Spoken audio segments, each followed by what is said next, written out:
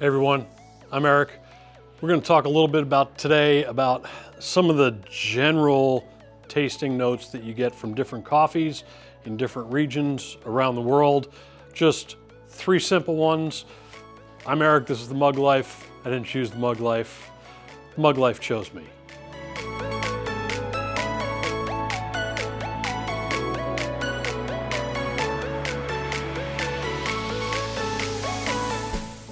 Sometimes it can be a little confusing when you're in a grocery store or a coffee shop and you're looking at all the bags of coffee in different origins and you're wondering what are some of the flavor notes that I might expect from those different coffees. We're going to give you just a quick overview of 3 different regions of Central and South America. We'll lump those 2 together, of Africa and Indonesia. And in general, this is a really general thing, some of the flavor notes that you might get from coffees in those particular regions. So starting out, we're going to start out with Central and South America. Typically stuff like Honduras, Guatemala, you're going to get coffees that are a little more full-bodied, maybe medium body. They got some nice chocolatey notes to them. A lot of times roasters will bring this to a medium roast level.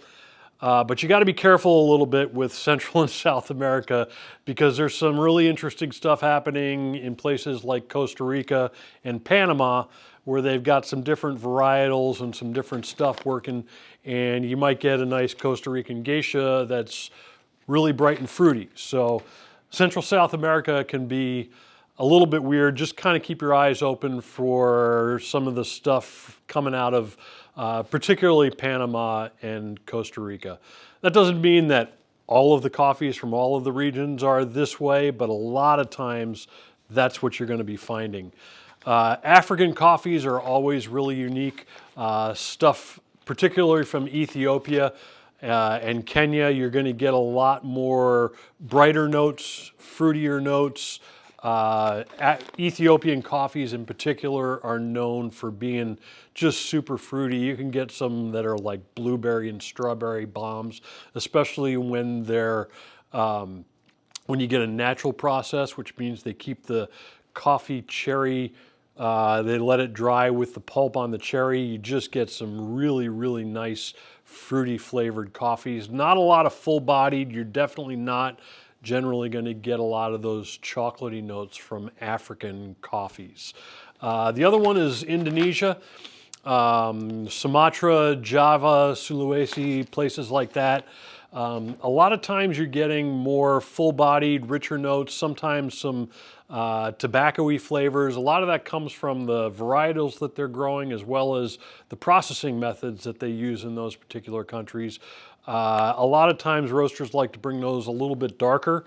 So if you're getting like a Sumatra or a Java, a lot of times it's going to be really just rich, full-bodied coffee, probably going to be roasted a little bit darker. A large majority of the times these coffees are not let's say processed quite as well as they might be from like an African country or something like that.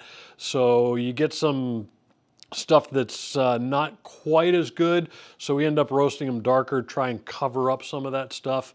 But you do get some really nice, we had a honey processed Sumatra for a while that was really, really nice on the lighter side of things, but generally stuff is on the darker side. So that's 3 different regions. Very general overview of the flavor notes you're going to get. Hopefully when you're sitting there in the grocery store staring at a whole bunch of different coffee bags, wanting to know which one to pick, that'll help you out just a little bit. Hope you enjoyed that. If you did, hit the like and subscribe button on there and leave some comments down below and keep serving coffee people love.